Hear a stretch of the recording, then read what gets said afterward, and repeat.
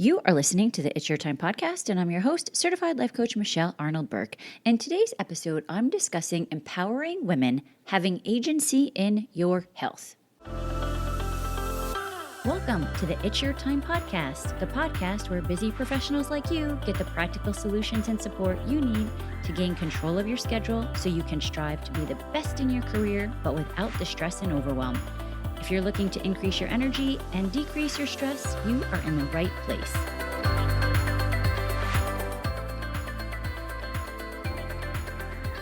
Hello. Welcome back to the podcast, friends. Here we are in May, which happens to be Women's Health Awareness Month and Mental Health Awareness. But today I want to focus on women's health, and I really want to look at a couple of different topics because I think, a couple of different topics, I guess, specific to your health, because I think that you are also multifaceted, right? Like, we are not just one thing in life. And I think a lot of times we're put in these boxes like you're a mom or you're a sister or you're a wife or you're an employee.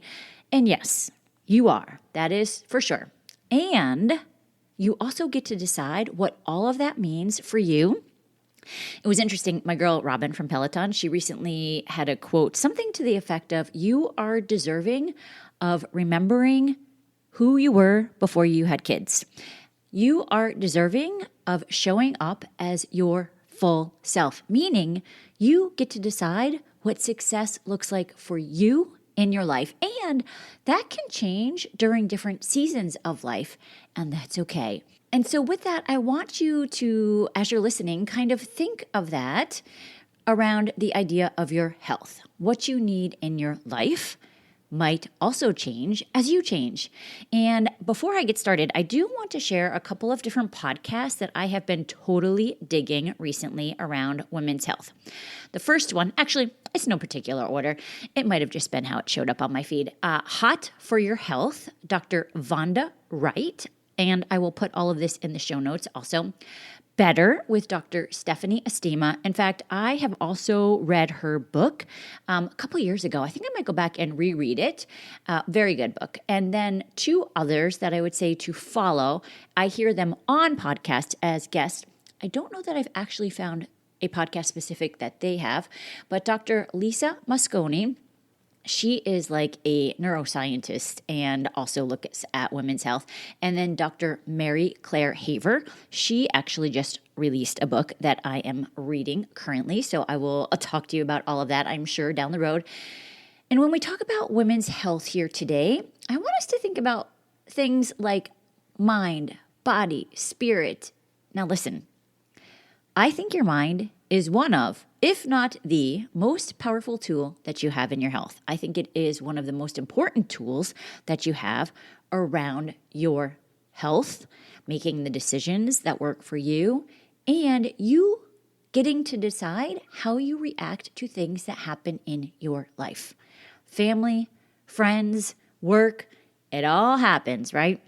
But you are the most empowered knowing that you are in control of what you want to think about all of it. And you know what? There are circumstances that happen in life, and many people will have a variety of responses to it, right? But at the end of the day, you get to decide how you want to be in alignment with what you decide to think. And I am always talking about the think, feel, do model here. There's been a number of podcasts where I've talked about it.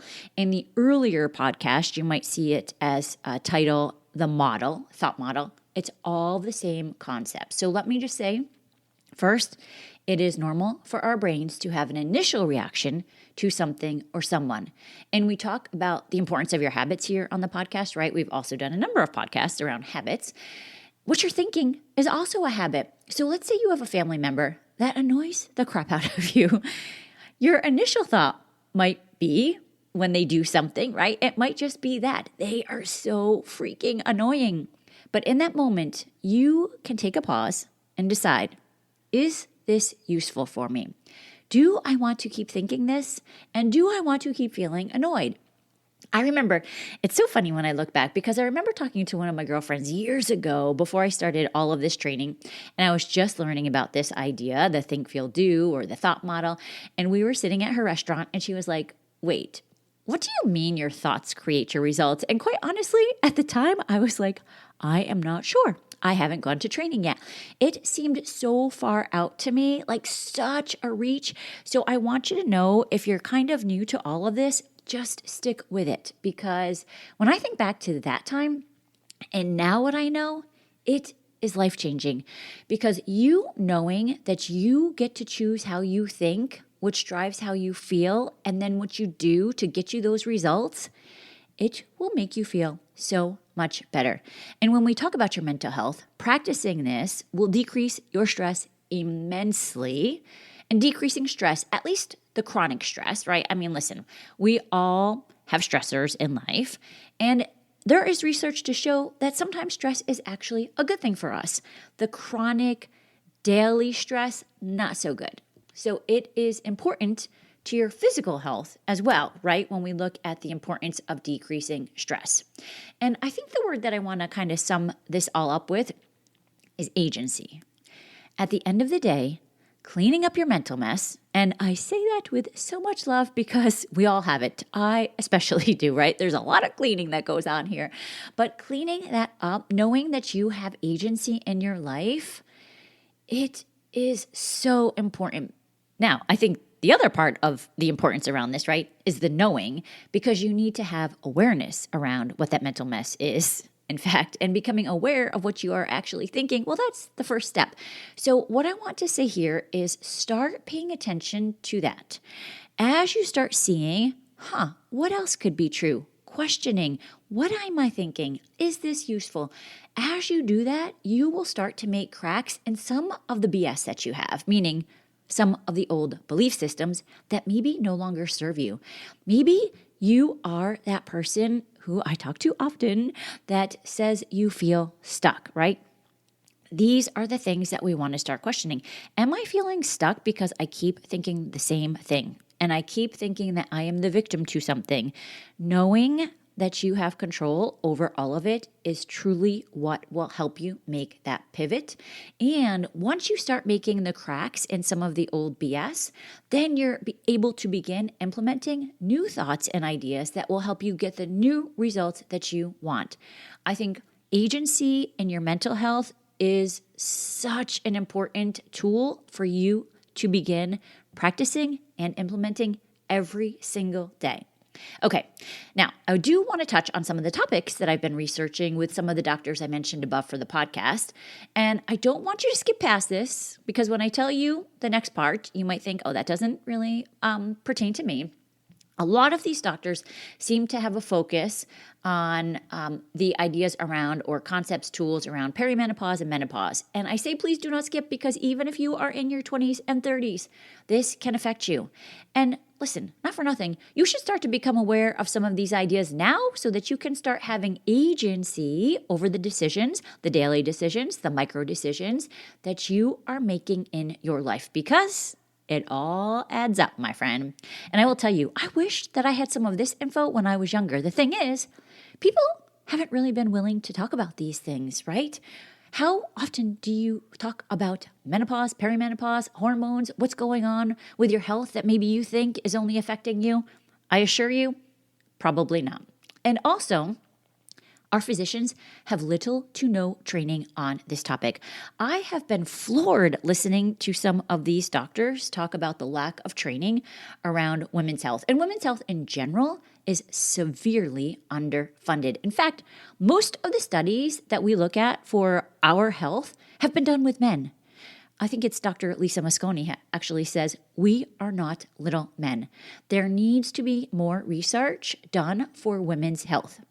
And some of the research that they've been talking about in these podcasts, they are talking about how women will, for example, show up to a doctor's office and they might be talking about anxiety, heart palpitations, maybe even something as benign as frozen shoulder or brain fog. And either they might be blown off, as that just happens when you get older, or here, take some of this anti-anxiety medication. Now, listen, I am all for medications that can help you. But the question is, does anyone do testing on hormonal levels? Is anyone questioning to a deeper level what might be going on? Sometimes it's a matter of finding balance with your internal systems that can actually be most beneficial for you. And the other thing that these women doctors are talking about a lot is the importance of strength building. I think I mentioned here before, like I wanted 50 to be my strongest year yet. And the more I listen to these people, the more I think it is imperative weightlifting. Many of us have grown up in a society that tells you to be small, play small, stay small. And I remember, right, where we were told this silly little lie that if you lift too much, you'll become bulky. Looking back, I'm like, what the hell does that even mean, right? What does being bulky actually mean? Like, maybe it's okay that we are strong because we need strong bones and muscles, especially as we get older. I don't want to be frail falling down. Like, I gotta keep up with the nieces, right? I have to continue the legacy of being crazy Aunt Michelle. And I want us to all extend the quality of our life. You know, one interesting point that they were making is that men will often live their life, right? And then they die of a heart attack. Women will often live longer, but not necessarily in a healthy way. So when we're talking about living longer, I want us to live in a way that actually brings us joy daily, that we are not just suffering.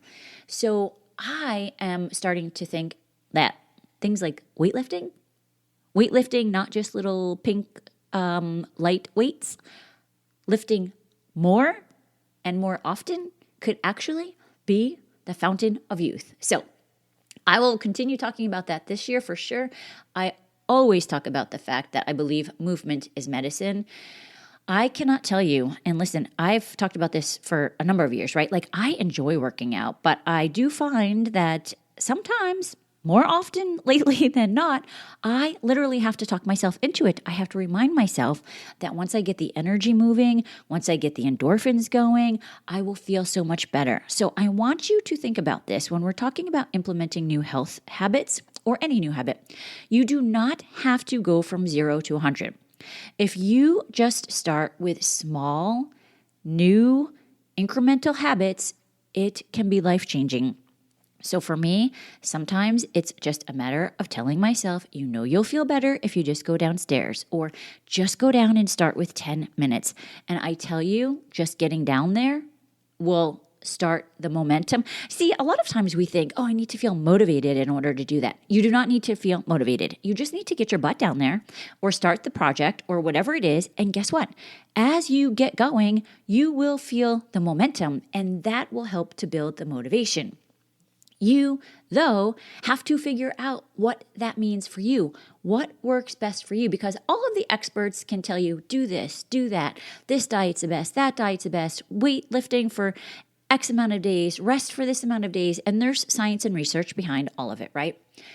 But when I was younger, I think I was so much more into like, okay, these are the rules, this is what they said, we have to do this, but sometimes it just might not be best for your body, or it might be something that you're not able to sustain yet. And just keep that word in mind, yet. So as we look at women's health here, I want you to look at what does that mean for you? I always say, take what works, leave what doesn't. And that applies to all things that you do in life. You have to trust the knowing that you have within yourself. You know best. I think it's super important to keep learning. Everything evolves, right? Yes, I mean, think about it. Back in the day, well, for some of you, maybe you weren't born, but back in the day, Susan Powter was all about like the cardio and no fat. I mean, think about how things have changed, right? So let's keep learning. Let's keep evolving. Let's keep up on all of it. But when it comes to your body, you do you. You have to pay attention to what is working for you. And again, it goes back to the idea of having agency in your life, of having agency around your healthcare decisions, that sense of control that you feel in your life, your capacity to influence your own thoughts, you having faith in your ability to handle what life sends your way. To me, that is the foundation of your women's health. And like I said, it all keeps evolving. We all keep evolving, which is a magnificent thing, my friend. Let's keep doing this. As always, please feel free to reach out to me on the socials at Michelle Burt Coaching, Also, I have a new monthly newsletter that I am sharing. So it is just a great place for me to kind of share what's been going on during the month, things that I'm reading or listening to or celebrating, or new coaching tools. So if you are interested, please go to michelleburkecoaching.com.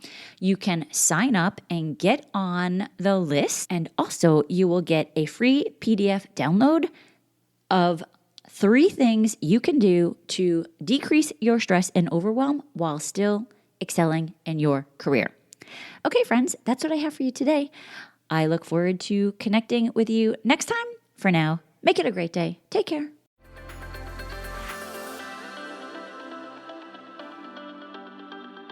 Did you know you can take this work to a deeper level with me one-on-one? Go to michelleburkecoaching.com and click on Get Started to begin.